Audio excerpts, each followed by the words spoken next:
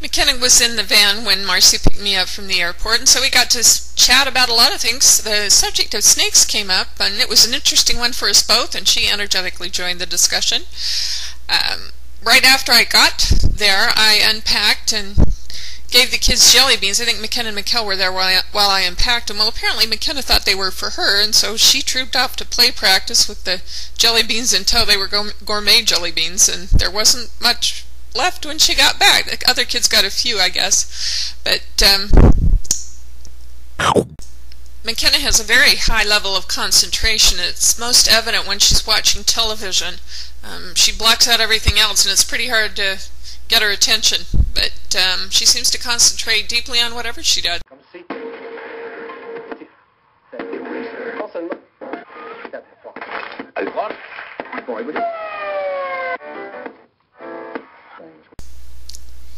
I got to snap a few pictures of her after she and the rest got home from church, and this close-up is of her in their living room, and then Landon posed with her, and then her sister Mikkel. I really made points with McKenna on Sunday because this is when I discovered that she had an iPod that needed to be charged up. It was given to her by a friend, but the docking station, a USB drive, wasn't included.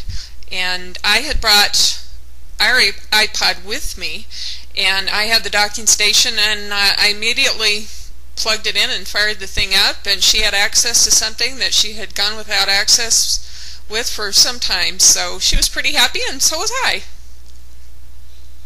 One thing that I am sorry for is that I had told her that I would completely charge it right before I left, and I intended to do that the night before I flew out, but I forgot, and hopefully I'll be able to make up for that sometime in the future with additional assistance in how Marcy and McKenna can get both of their iPods to work. On Sunday, the home teachers showed up along with a missionary in tow, and we were all seated in the living room having a discussion, and I guess I won't go into details, but McKenna demonstrated her forthrightness and her directness, and things like that might get her into trouble in the future, but I for one appreciate her forthrightness, and I wouldn't have her any other way. One of the things I was able to help McKenna with was a little bit of homework she had, and she needed to construct a crossword puzzle out of some library words. I didn't know where to go, so I decided to ask another librarian. And I pulled up the San Jose Library website, and you can see here the arrows pointed to a little box, and this is where you can do instant chat with a librarian. And so McKenna posed her question to a librarian, and a librarian from San Jose State University gave her some advice and some links. It's a wonderful service, and most communities have this type of service, so you ought to check it out. When I was introducing the Tumble books to Landon and McKenna, primarily Landon, I had to tell him that Marcy wouldn't allow him to watch anymore until after he had done his homework, so he charged into the dining room to finish his homework. But McKenna came up to me and she said, "There's a way that I can get Landon to do his schoolwork. It's a game called School, and I put him in a desk, and he does his homework, and I sit at the desk as a teacher, and then I do my homework. Do you want me to do that?" I said, "McKenna, that sounds like a wonderful idea. Go for it." So she set up School, and she sat at her desk, and here she is, looking every inch the severe schoolmarm. I was able to snap her in another picture, and she gave me a beautiful smile for that one. She appeared to run her school with military precision and really cracked the whip over Landon. You can see him here in his desk at school. McKenna was able to go on a temple trip while I was there. Rhett was on it too, and it was for baptism, and she wore a beautiful blue dress, and I kicked myself for not getting a picture of her. Marcy assured me she would take a picture of McKenna after she got home. I was in bed by that time, and she did, but the picture got lost, and Marcy didn't accidentally delete it from the camera, but somebody did, and Rhett swears it wasn't him, so she told me she'd take another picture of her. Landon had a couple of t-ball games and practices while I was there. The first time I went, McKenna was along for the ride as well, and almost immediately after we arrived, Landon headed off to go play with his team, and McKenna told me she was going to go somewhere, and I can't quite remember what. But when I turned around to look for her and to just kind of see where she'd gotten off to, I didn't realize how big the park was and how out of view she was. I had told her not to lose me when we first got there, but she apparently did. At least I felt lost. So I don't know what she did during that time, but I watched Landon, and finally she showed up about the time Marcy did with the rest of the kids. I snapped these next two pictures at one of Landon's baseball t-ball games or practices, and she was just clowning on a branch, so I got two quick pictures of her. And this next one is her climbing onto Rhett's bike so that they can go to their play practice from the park. The rest of us stayed at the park. Yada yada yada, yada yada yada, yak yak yak.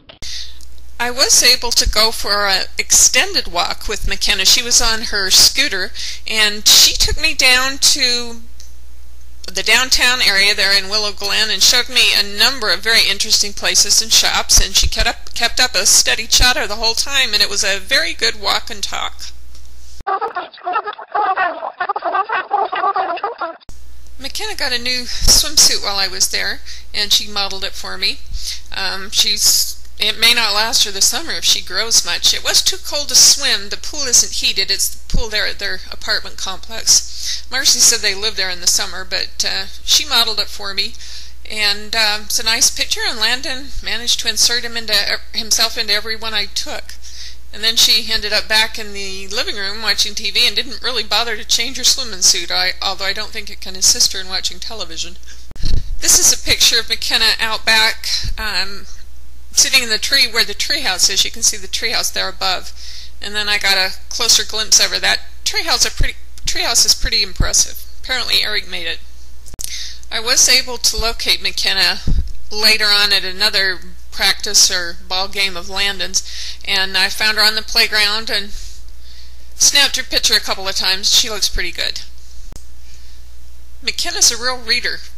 And she likes fantasy, the genre fantasy, and she has no problem with really long books. Her reading was pretty impressive. I asked her to write down the titles or the authors of the books she liked. She probably didn't do that. I'll probably have to get it from her on the phone, and I'm sure that Greg will want to check them out because he likes fantasy. I snapped two pictures of her reading. This is in a little covered alleyway between my little room and where the rest of the house is, and you can see she's got a pretty hefty book with her. She read out there for quite a while before she finally came inside. I snapped two pictures of McKenna while she was over at Karen and Mark's on the party. She had demonstrated her prowess on the computer, and she kept getting 100% on this game that everyone was trying to master, and everyone was saying, okay, well, you can't do it twice in a row. Well, how about 3 times? Finally, we just stopped. She could perform at 100% continually, it seemed. I'm not sure exactly what game this is, but it wasn't a game that she's demonstrating. It was the checkerboard that she created purely for aesthetic value. But she and Mikkel were clowning a little bit, so I snapped some pictures of them both.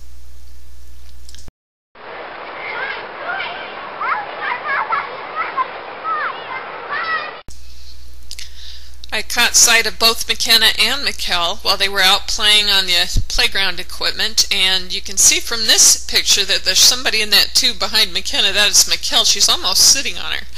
But McKenna finally got off the equipment and showed up long enough at Landon's game to cheer him on a bit. Overall, McKenna's a very good kid, and she's a very smart kid, and I look forward to great things from her. And it's already got me in anticipation waiting for the next visit. I'm thinking the next time I visit, she might even brush her hair.